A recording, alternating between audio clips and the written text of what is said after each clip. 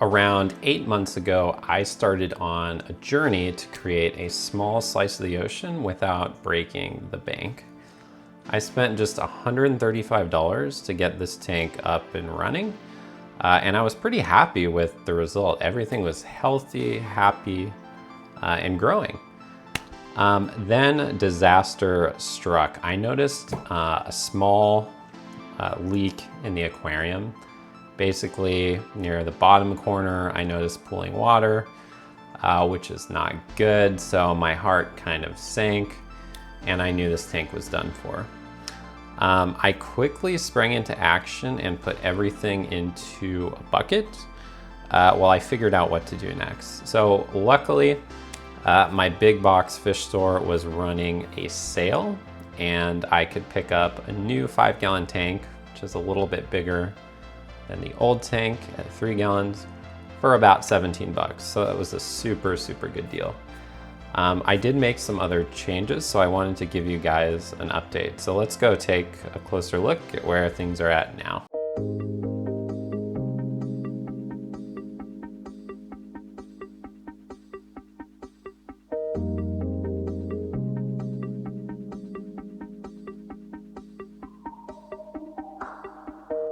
The biggest change I think I made that improved this aquarium and the water quality a lot is the filter. Previously, I was running like just your simple, straightforward hang on the back filter.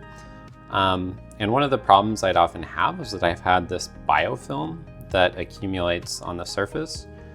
So I decided to order a hang on the back filter with a surface skimmer, which draws water from not only underneath, like through its normal bottom intake, but also through the top. So it draws a little bit of water through the surface. And what that does is it pulls out the surface layer growing on the top, which is really nice because it's kind of an eyesore.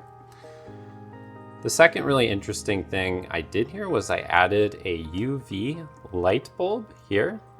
I did this to kill floating algae in the water column. This thing has made a huge difference in water clarity. It is like gin clear most of the time. And it was pretty cheap and simple to add. You know, I bought it for like 10 bucks, I think. And I just kind of have it wedged here in the filter compartment. Finally, we have a little bit of filter floss. This is the same as before, just to polish the water and provide some mechanical filtration.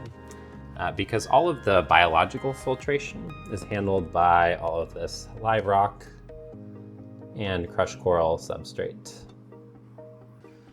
The other change I made was to the lighting. Previously, I was running a Reef Casa LED.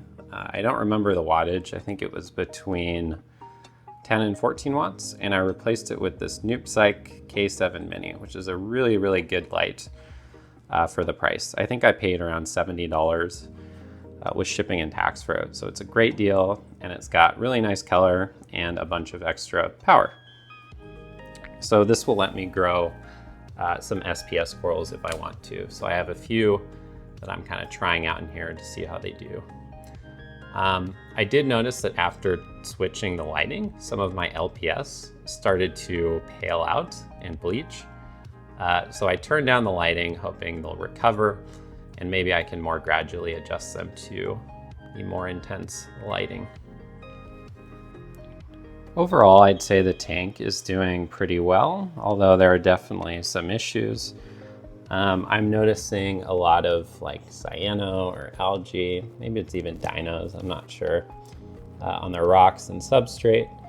I'm hoping this will pass in time and it's just kind of a new tank phase, because this aquarium is like, I think 9 months old now or something like that, so not super old in terms of maturity. And yeah, like I mentioned earlier, some of the corals don't seem to appreciate the extra kick of the new light. So hopefully that will improve soon too.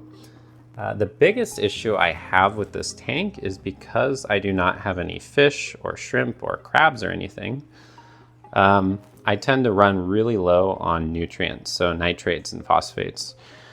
So corals do need a little bit of nitrate and phosphate. I personally like to keep my other tank with 5 to 10 ppm of nitrate and around 0.1 ppm of phosphate. So what I've been doing is manually dosing once a week nitrate and phosphate to try and keep it around that level.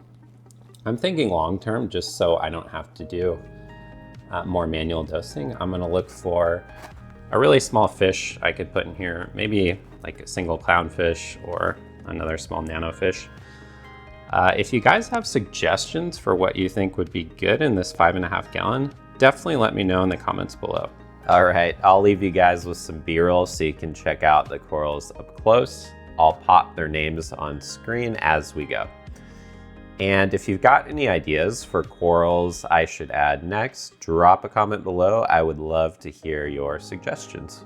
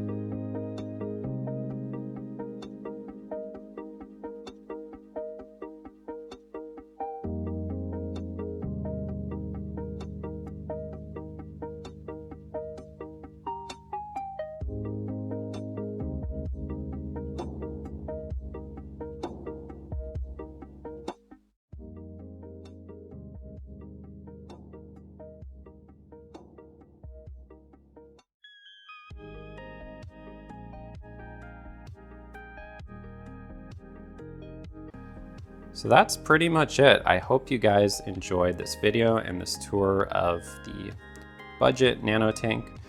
This was a ton of fun to build and really fun to experiment with budget gear that can still get the job done and let me have a nice reef tank.